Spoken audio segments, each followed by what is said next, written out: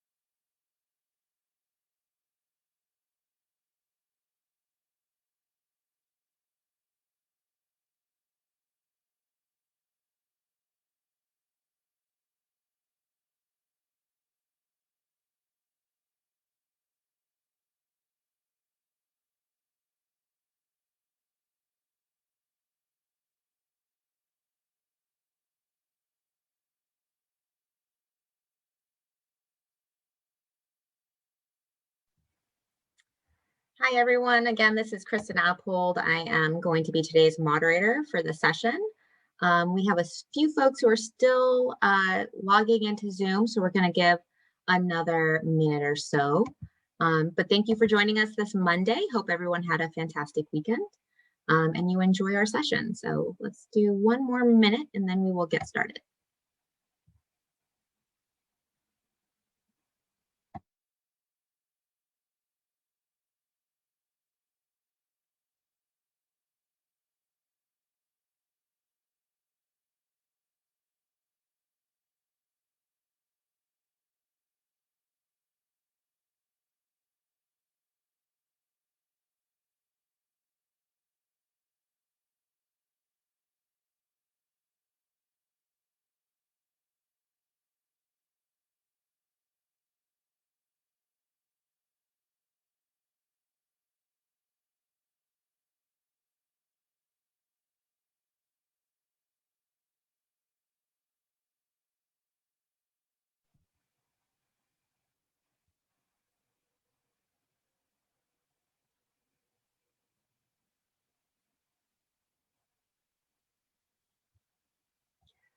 Okay.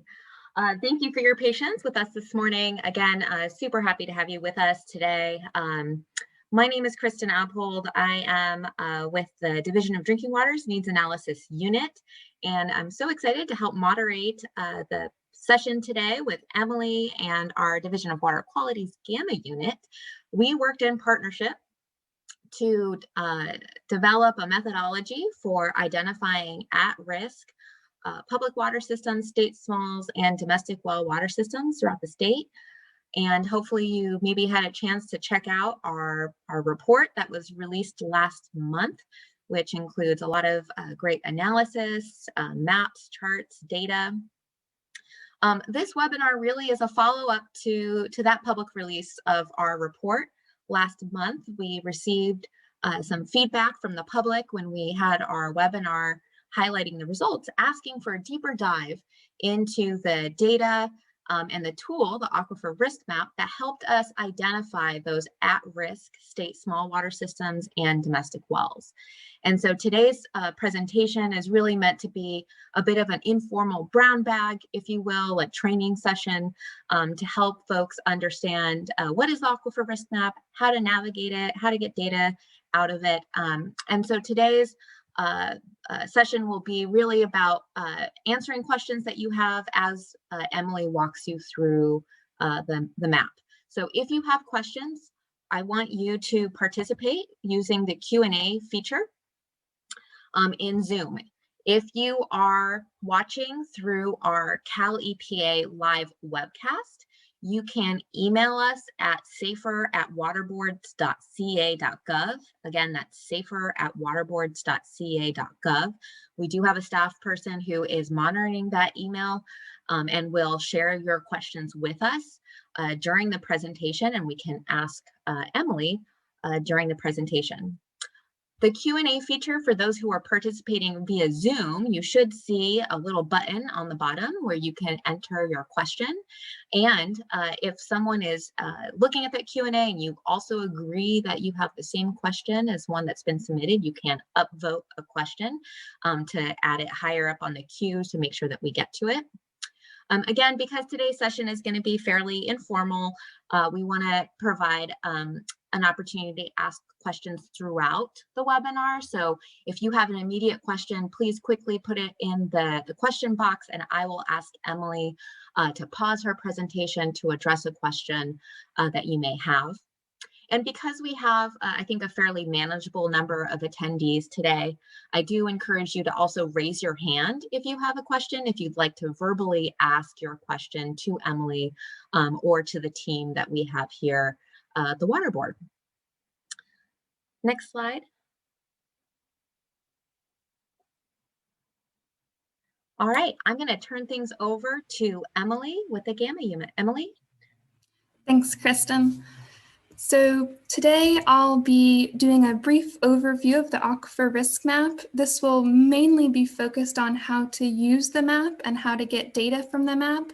However, I'll also talk a bit about, the background behind the map, why it was created, and how it was created.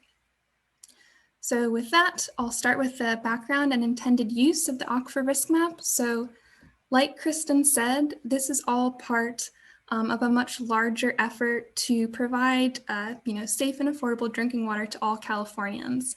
And specifically, the Aquifer Risk Map was created to fill a data gap for domestic wells and state small water systems. So unlike public water systems, which are regulated by the state, domestic wells and state small water systems are not, and so there's a lot less available data for these small systems. Therefore, we created this Aquifer Risk Map to provide a best guess using currently available data of domestic wells and state small water systems that may be at risk. So with that being said, the goal of this map is to show the relative risk of ambient source groundwater with a focus on shallow groundwater that's most likely to be accessed by domestic wells and state small water systems. The information in this map is going to be used to identify areas for further sampling, additional funding, things like that through the Safer Fund Expenditure Plan.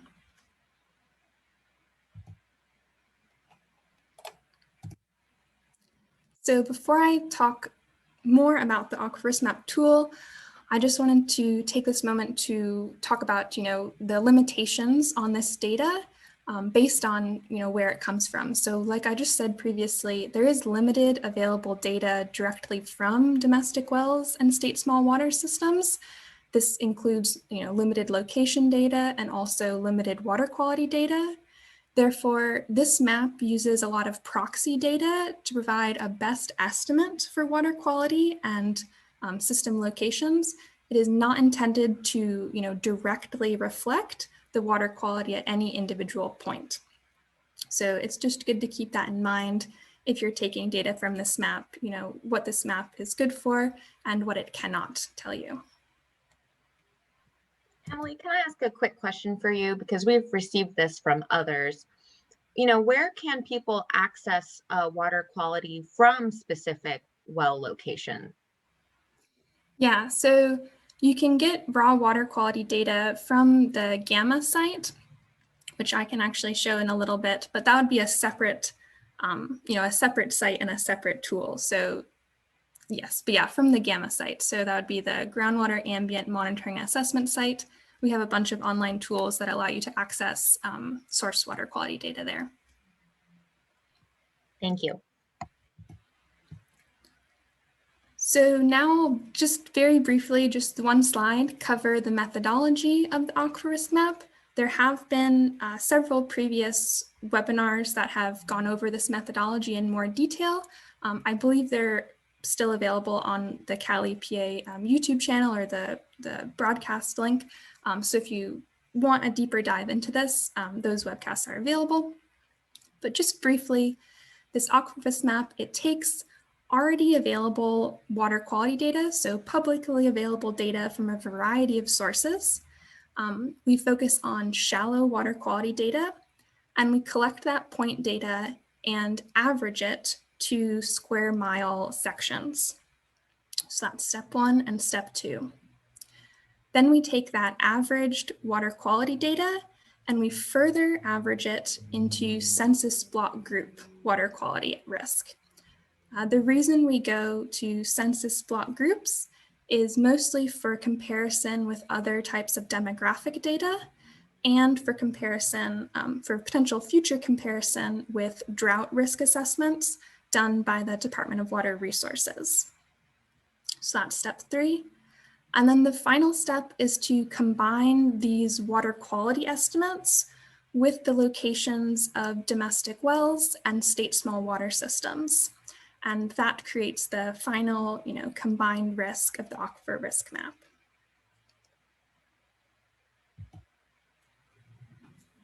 So now I'm going to show how you can navigate the online tool and how you can get data from it. So there'll be 4 main parts to this. I'll first just show you the online tool and explain how to get around. Then I'll talk about the specific layers that are available in the aquifer risk map and the kinds of data that are available in each of the layers.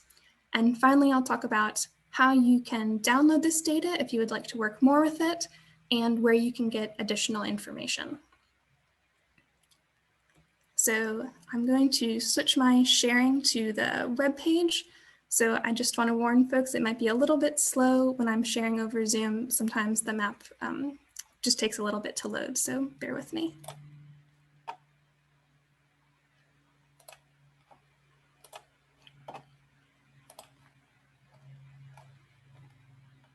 Okay, so hopefully you're still seeing my screen. I'm just going to show you how to get to the map.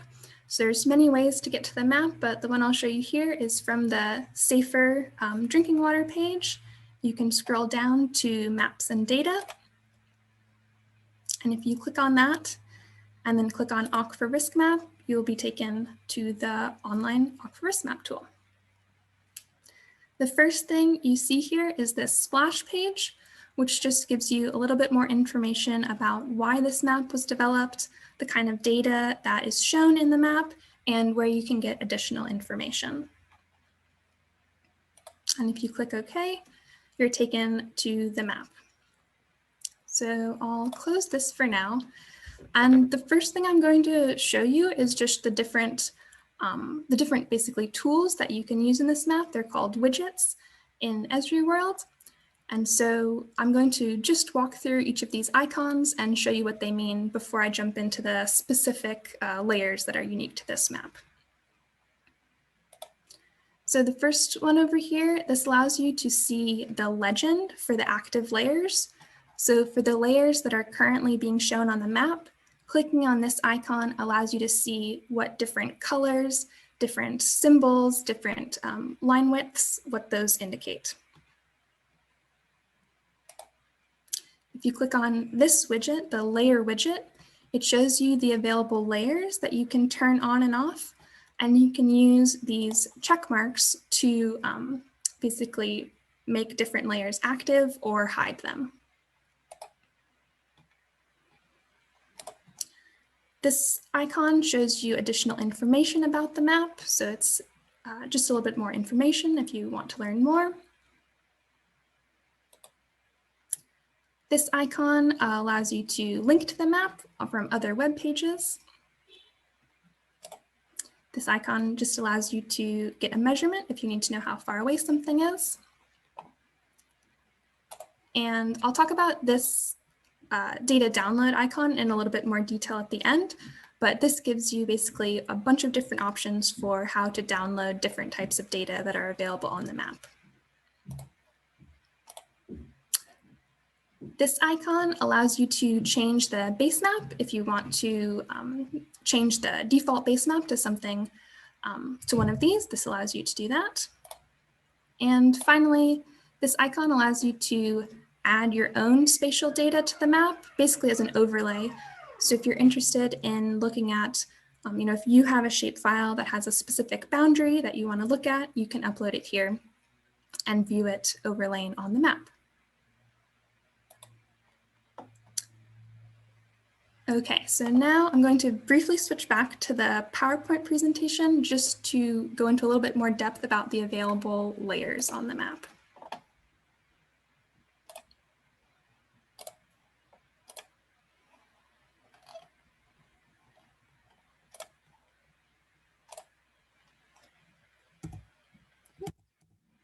Okay, so there's 5 main groups of data layers that are available on the Aquifer risk map.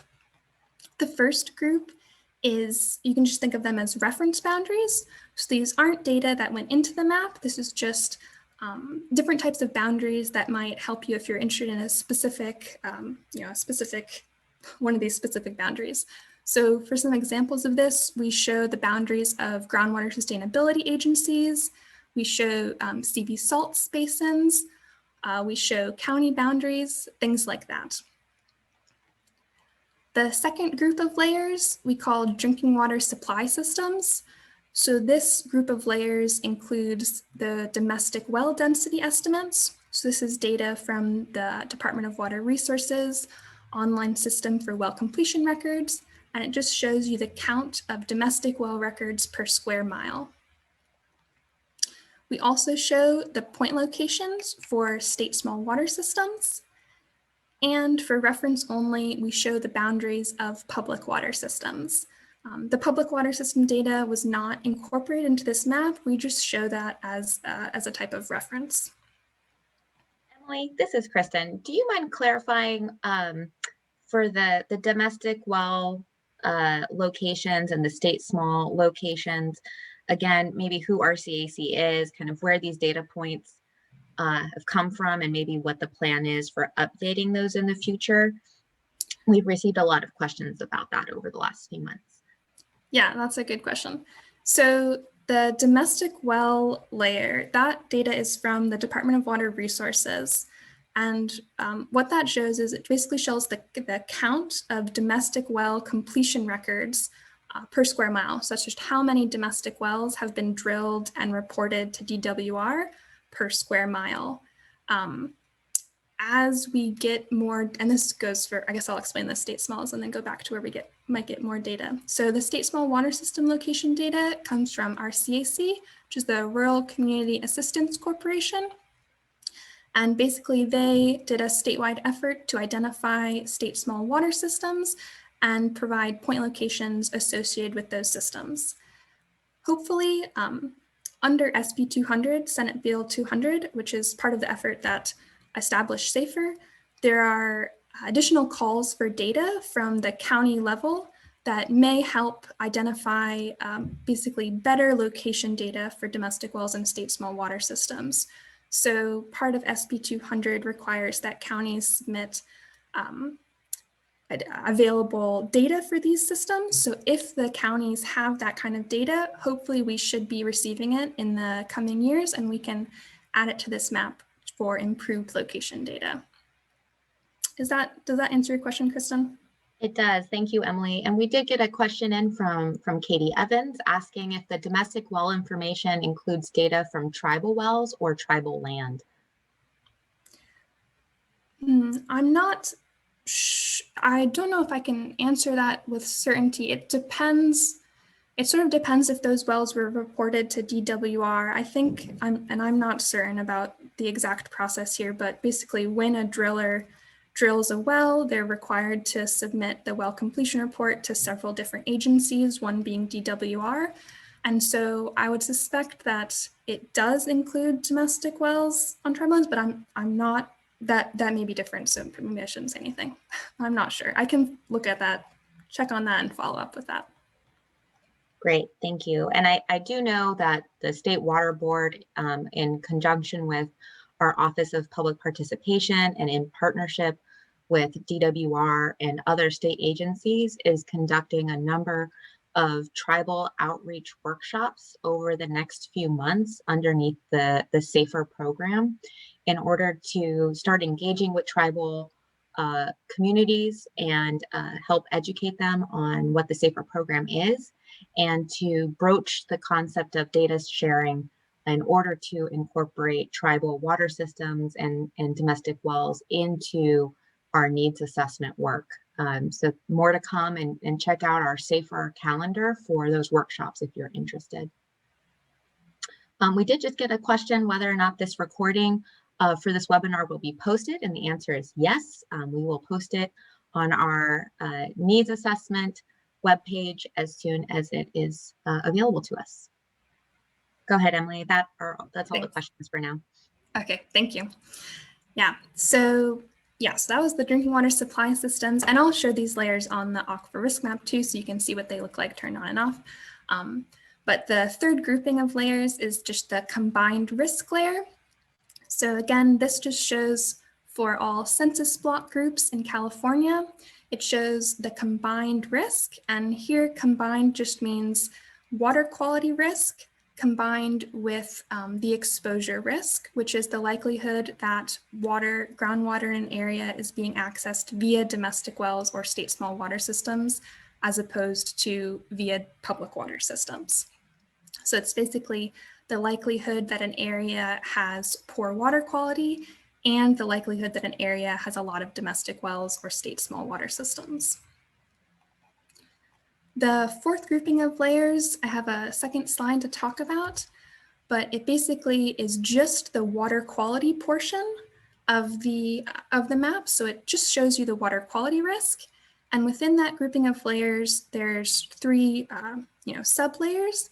And basically, these are the intermediate steps that we took the data through to take it from that raw source water quality data to the census block group averages.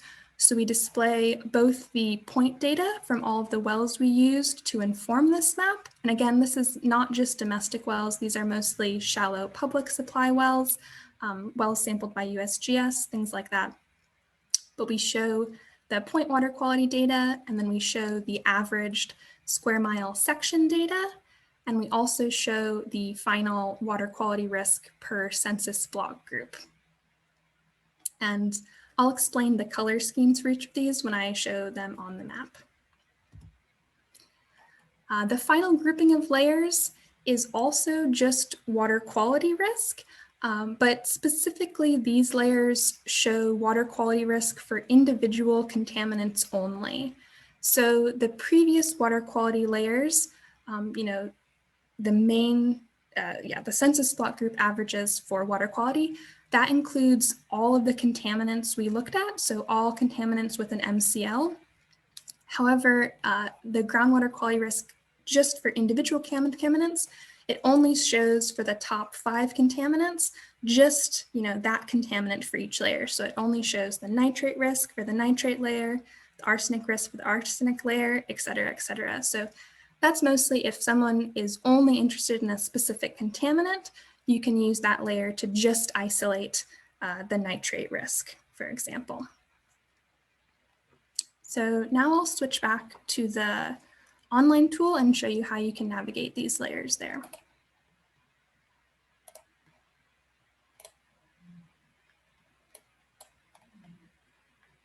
Okay.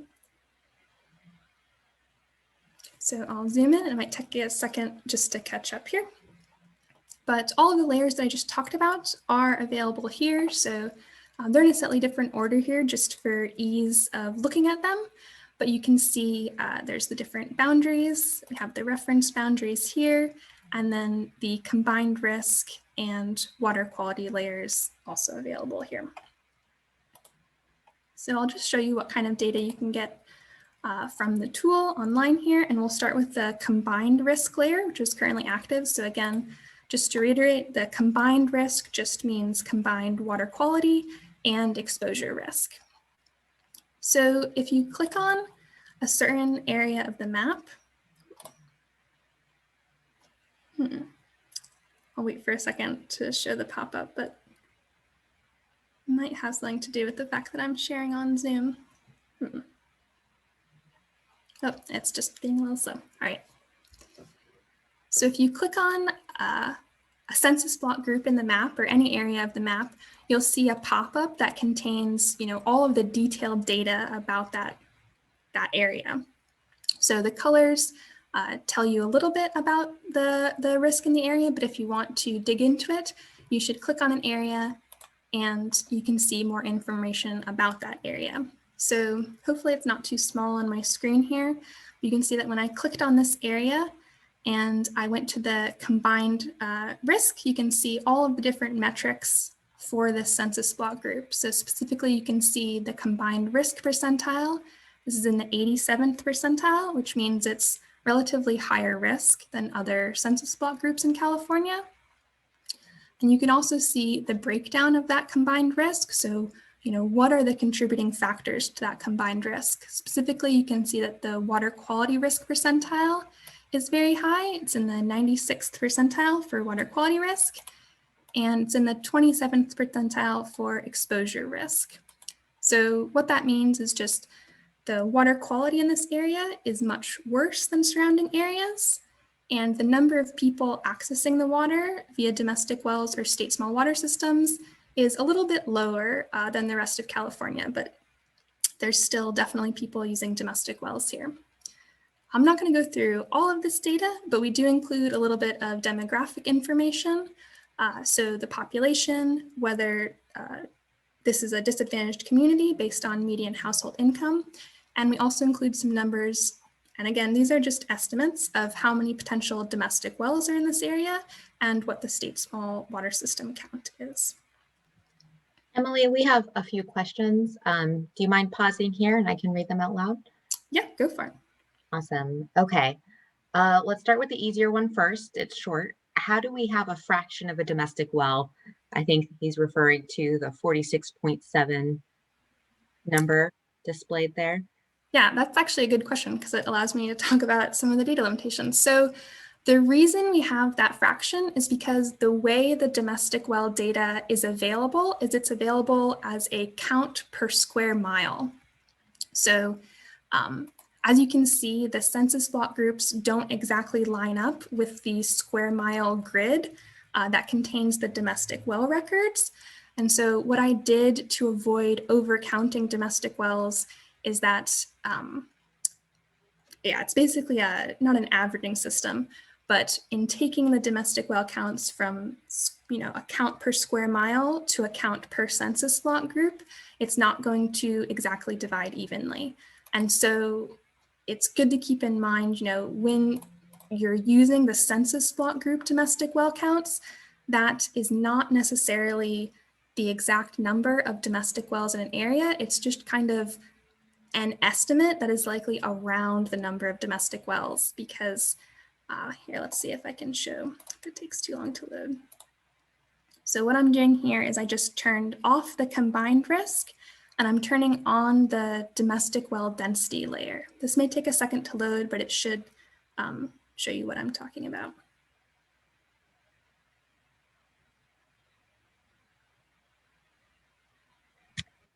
Maybe while that's loading, Emily, you can answer this question. I think it's a suggestion on how to view certain data within the map. So it's a little long, but let me hopefully it'll make sense when I read it out loud. When viewing the Aquifer risk map, is there an ability to change the presentation of the data?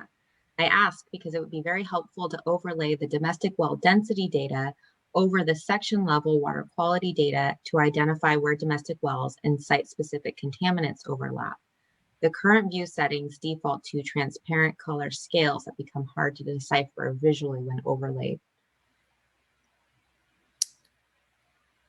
I think I understand what this question is asking, but if there needs to be a follow-up, please, whoever asked this question, ask again. But yeah, so it's hard to do on the online version of this tool. I think to get at what you're asking, you would probably need to download the data yourself in ArcGIS or QGIS, I think, because with the online tool, really all we can show is the color scheme. with the attribute table below, we can't do spatial aggregation, stuff like that on the online tool. Maybe, I don't know, Dory, if you have more insight on what the person is asking. I see Dory typing an answer response, so Okay, hopefully thank you. hopefully that helps. Yeah. And we do, so maybe let's finish up with the map piece, and then there's another question that we can turn to once you're done.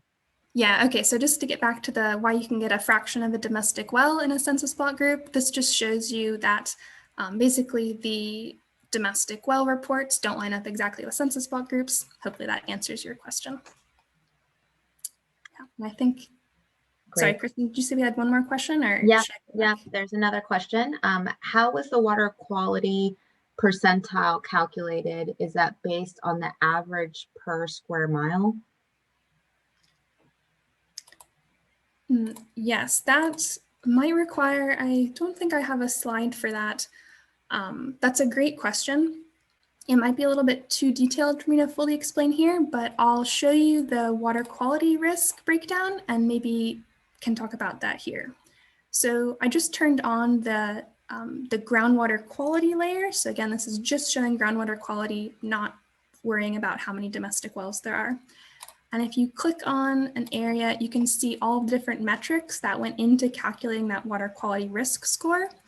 So specifically, we looked at the count of chemicals that were estimated to be above the MCL, the count of chemicals that were close to the MCL, the average magnitude of those results, so how high were they above the MCL, and basically what area of the census block group had estimated constituents above or close to the MCL. So like what kind of area is potentially at risk.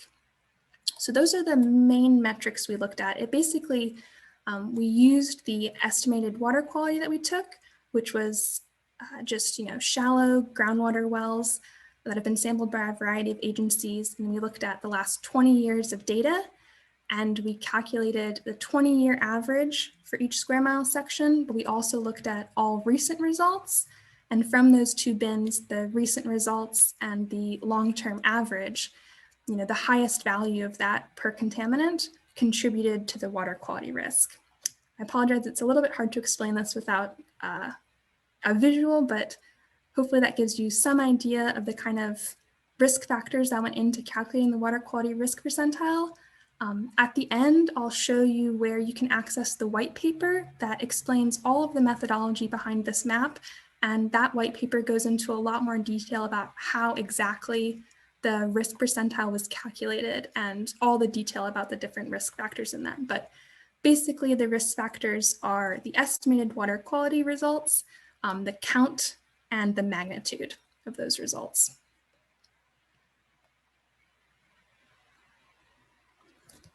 Thanks, Emily. Those are all the questions for now, so you can keep moving forward. All right, great. So yeah, that's a good transition into this. So again, this is just how you can get a little bit more data from this map. If you're only interested in a specific area, you can use this pop-up window to see the exact metrics behind an area, the individual contaminants that are contributing to that risk factor, and a lot of metadata about how much data coverage we had in an area, stuff like that. One other thing I'll show is how you can view this data in tabular format. So if you are in the layer menu over here, and you click on the three little dots next to a layer, you can say view an attribute table. And what that does is it just shows you the exact same data I was just showing you up here in the pop-up, but it shows you in tabular format. And this is helpful if you want to look at multiple census block groups at the same time. You can compare, the water quality risk percentile between census block groups, and you can just view a little bit more data at the time. This also, there's also one really cool feature that I'll show briefly, but it's the filtering tool. So if you have the attribute table open for a specific layer and you go to options and filter, you can apply a specific filter to the layer if you only want to see certain things. So I'll show you an example of that here. And if you've used Esri products before, this probably looks quite familiar. But for example, I'm going to say I only want to see areas where the water quality risk is greater than the 80th percentile. So I'm going to say water quality risk is greater than, and then 80th percentile here. And if I click OK, what that does is it just applies a filter to the layer that I'm viewing. Turn this layer off, and it's only showing me those items, those census block groups that meet that filtering criteria. So this could be helpful if you're only interested in something very specific, or you want to see a little bit like of a less crazy version of the map. Not crazy, just less items on the map. I'll show you one more thing that you can do here that is kind of cool. So maybe you're not interested in the specific water quality risk percentile, but you are interested in just a specific contaminant. And so let's say you only want to look at census block groups where nitrate was a problem. You can look at the fields chemicals above the MCL, and you can say, I want to look at census block groups that contain NO3N, which is the abbreviation for nitrate that we use in this map. And so if you click OK, what that does is it's showing you the census block groups where nitrate was one of the contaminants that was above the MCL. So I'll turn that off for now. And then I'll just show you a couple more layers, and then I'll walk through how to download the data. Hey, Emily, we do have a question asking if there are user instructions for using the map, especially for the public. So there are not currently user instructions for the map. I think that potentially it could be good. The PowerPoint that I made to go along with this presentation, we could post that as a sort of user guide. But currently, no, there is not a how-to.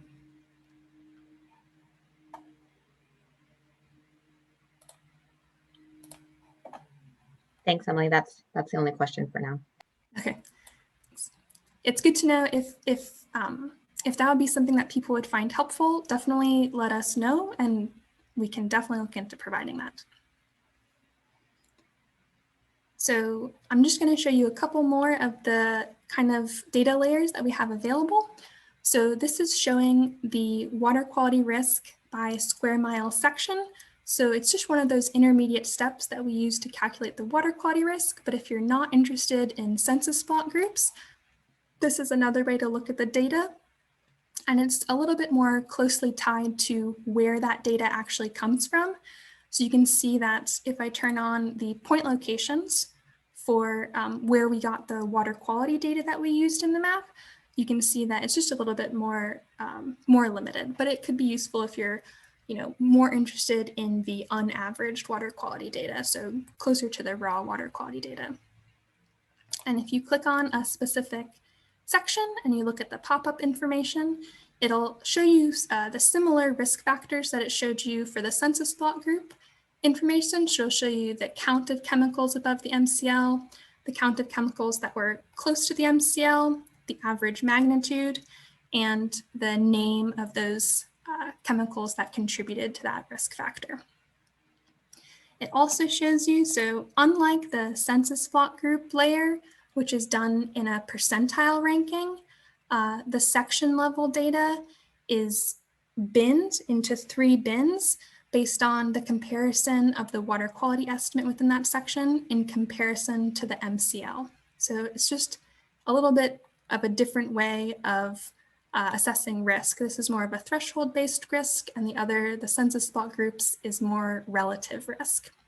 So for the section level data, we identified sections as being high risk if the water quality estimates in that section were above the MCL, medium risk if the water quality estimates were within 80% of the MCL, and low risk if the water quality estimates were below 80% of the MCL.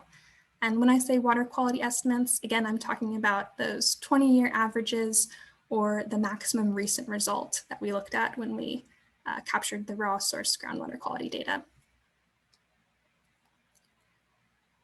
So with that, I think I'm just going to show finally how to download the data, and then we can have more questions if there's time.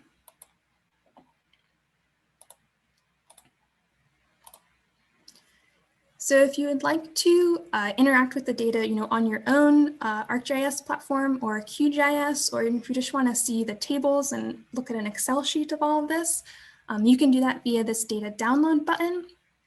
So there's a bunch of different types of data that we have available on the map.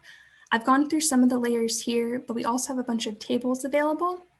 So if you want to connect to the spatial data on the map, so that's going to be the shape files, the spatial data, you're going to want to use the State Water Board REST endpoint.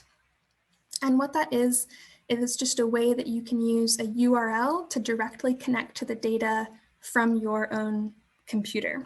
So I'll show an example of this with the combined risk layer. We provide both map image layers and feature layers for all of the data layers that we have here. The difference is that the map image layer is kind of like a background image, and the feature layer is going to include all of those attribute details, and it's just, it's a little bit larger, but yeah, it's what you'd want to use if you were doing any kind of spatial analysis or summarizing on the data. So if you click on the link of the data layer that you're interested in, you're taken to the State Water Board's portal page. And this page gives you a little bit more information about the layer, but also has a direct URL. And if you copy that URL and you go to your own ArcGIS or QGIS on your own machine, you can enter that URL in your connect to data or whatever kind of way that you add data to the map. You can use that URL and the map layer will appear on your machine, and then you can save it as a shapefile or do whatever you want with it. Emily, we have some questions that have come in around the layers. One question is asking is there a layer for aquifer risk related to the change in aquifer level or water quantity? Looking at water levels over time. It may be worth mentioning DWR's work here. Yeah, so the answer to that question is no. Currently, this aquifer risk map only looks at water quality data and the location of who might be using that, who might be accessing that groundwater via domestic wells or state small water systems. As Christian mentioned, we do hope to eventually connect with the drought risk assessment that's being conducted by the Department of Water Resources. They've done a lot of great work identifying drought risk in specific areas. And so in the future, we do hope to connect with their maps so that you could see both the water quality risk and the drought risk on one map. But currently that is not available. Thanks, Emily. And I think a lot of people are interested to better understand how water levels in basins are behaving. So something I know a lot of people are looking into, and hopefully we could have data on that in the future. We do have another question. How often is the data embedded in the map updated? How soon, are data chains reflected in the map? Yeah, so this map is currently scheduled to be updated yearly in January. So the data that's available on this map is from last year. Specifically, the water quality data was downloaded in August, and then it was cleaned and summarized, and then it was uploaded in January, and we expect probably a similar timeline this year. I think there has been some talk about updating it twice a year, but at least for this first year, it will not be again updated until January. If you are interested in, much more recently updated water quality data, you can go to the GAMA site and you can get raw source groundwater quality data that's updated, I believe, at least quarterly. Thank you, Emily. We do have another question asking, is there a layer in the map that indicates the number of people impacted by a water quality issue? So perhaps population in the census data, perhaps? Yes, although the caveat is that we do only identify the state small water system and domestic well population. So it might take a second to load up. But if you could click on the combined risk layer, you can see some of the demographic information here. So you can see the according to, I think this is 2018, so that'd be estimated census data, the total population in that census block group. And then furthermore, you can also see the estimated domestic well count and estimated state small water system count. It is important to note that the total population, that's going to include people that are on public water systems. And so that's not going to be the impacted domestic well and state small water system population. That's the total population. And I think that may be an area where we do see some improvement. As Emily mentioned, we are currently collecting state small and domestic well data, available data from counties, and we're getting a much clearer picture on the state small side, how many connections and perhaps population served for our state small systems. So we could potentially update that. We do have another question. Is there a key that can show what the colors mean on a given layer? Yes, excellent question.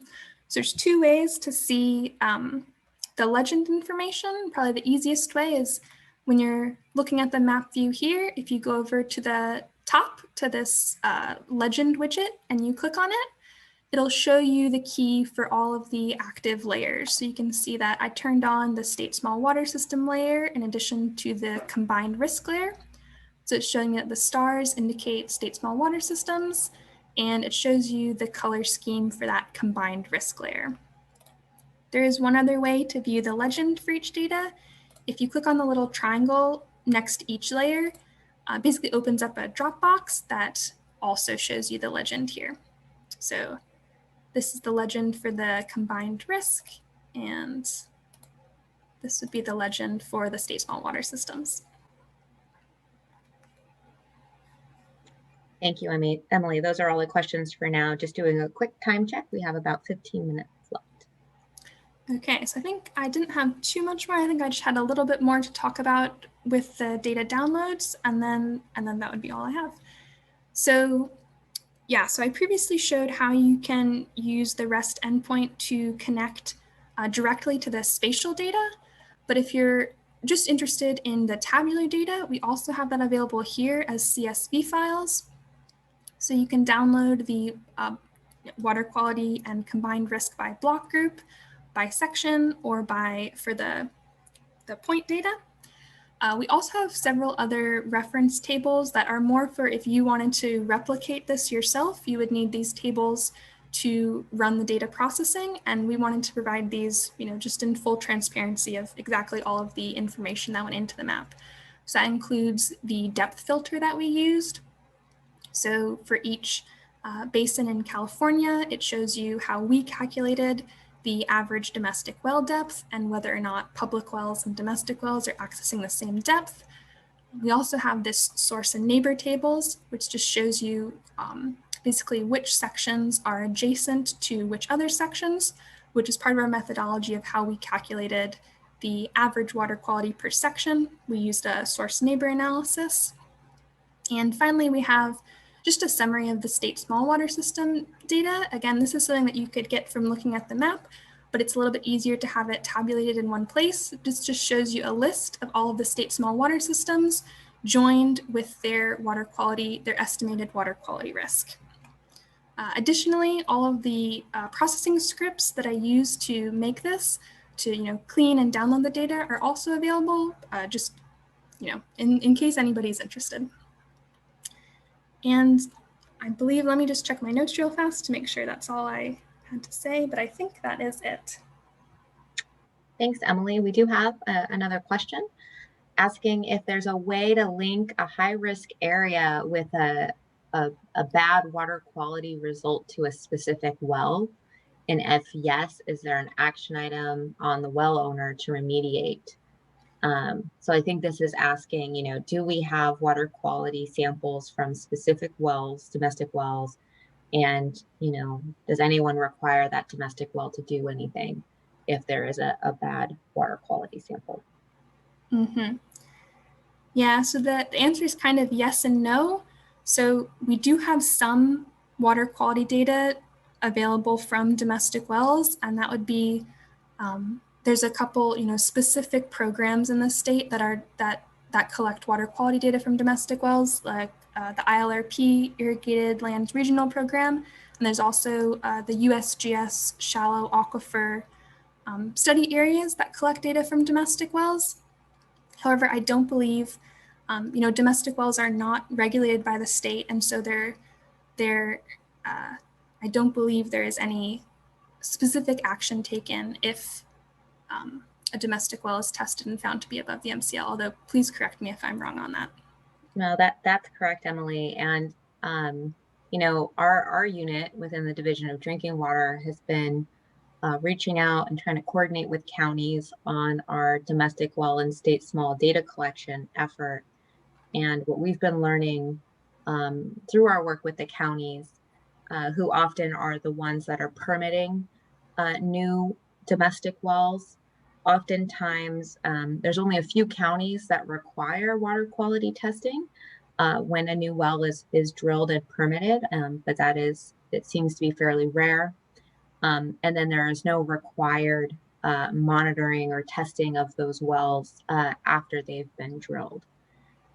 If a water quality result, even through a voluntary monitoring program, comes back above the MCL, the county is not required to do any sort of enforcement or remediation. It is really up to the domestic well owner to make a decision on how best to remediate. Yeah. So we have no other questions, but we'll definitely stay on the line. Feel free to raise your hand or type a question in the question box. And I think while we are giving folks time to submit questions, Dory, do you want to unmute yourself and maybe provide a little bit more background to a question that was asked earlier in the webinar? Sure. Someone had asked about comparing two different layers together and using the default symbology defined in the web application and the order in which those layers are layered upon each other. It may seem very difficult to do. Maybe Emily can demonstrate this. If you click on that little three-dot layer or three-dot menu, you can go and adjust the transparency of every layer. And that will allow you to make maybe the layer that's on top a little bit more dense, or the layer below a little less transparent or more transparent. And it'll let you view that in a more customizable way so you can look at those two layers simultaneously. Thank you, Dory. That's super helpful for those who are looking to customize the map a little bit more to make it easier to read. I think Eric was the one who asked that question. So Eric, hopefully that helped with your question. If not, please feel free to write in another question or raise your hand and talk to our presenters directly.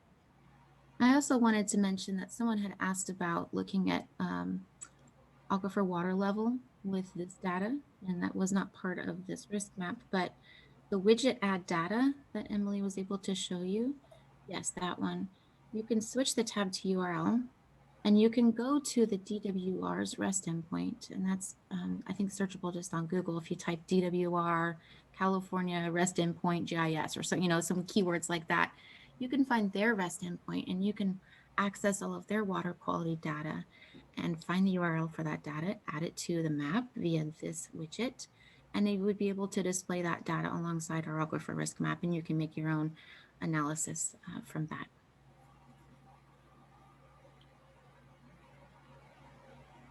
Fantastic. Thank you, Dory. I still don't see any other questions coming in and no raised hands, but we only have a few minutes left for the webinar, so we can sit tight. I'm not sure if anyone else from the Gamma team or within DWQ has anything else to add. Just maybe briefly, I know this was a question at the very beginning about where this data comes from. I can just take a second to show, the Gamma online tools page and briefly explain, where we get this water quality data. So from the Gamma online tools page, if you click on the Gamma groundwater information system, it takes you to this map, which is basically the repository of all publicly available groundwater data in California. And you can use this map to get individual data from all types of wells across California. So this is where the data from the Aquifer risk map comes from. We do a little bit of processing and averaging it, obviously, but this is where the raw source groundwater data comes from.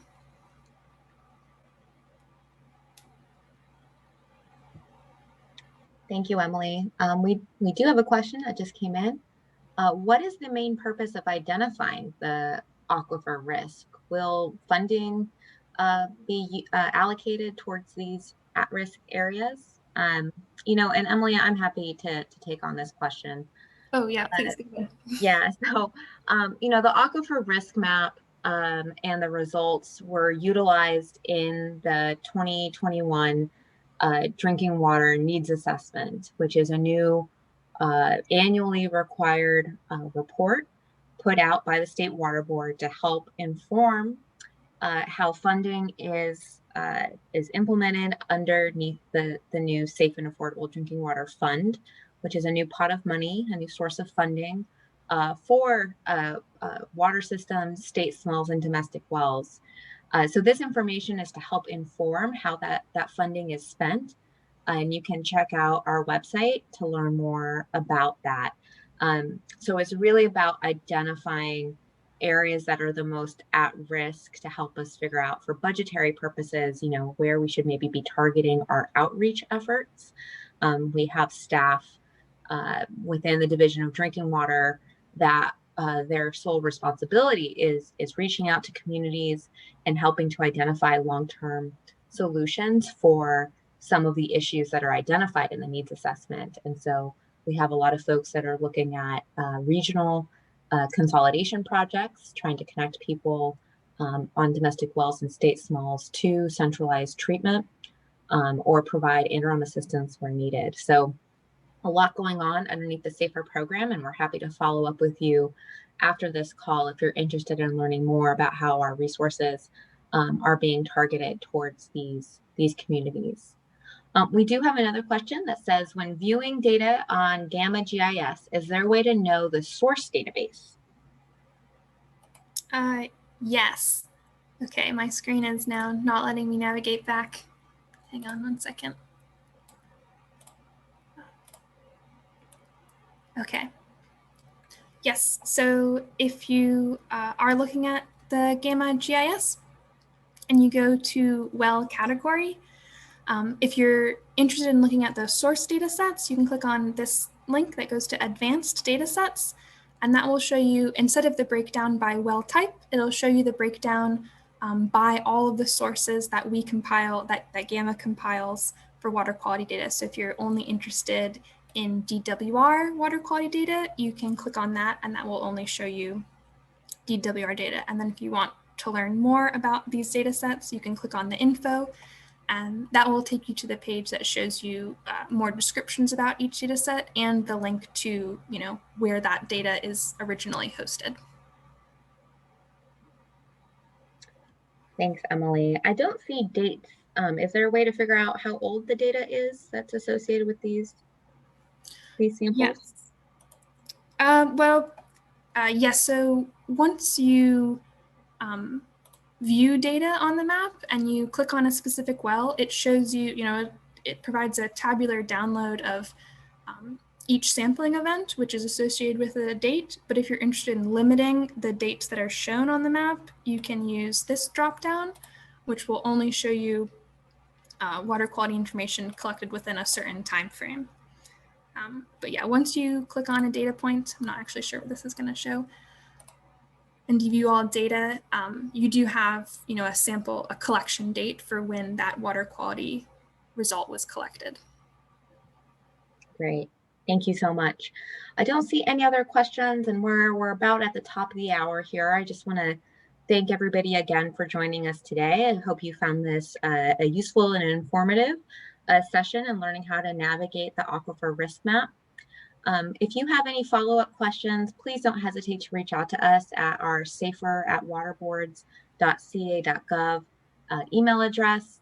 We are happy to connect with you to help you navigate and learn how to use this tool. This webinar The recording will be posted on our website, and our slides that Emily had, which does include screenshots, some of which she showed here, but others she didn't need because we were able to get the internet connection working. All of that will also be made publicly available on our website. So again, thank you so much for joining, and stay in touch. This map is going to be updated and used to help inform a lot of important decisions at the State Water Board. Thank you.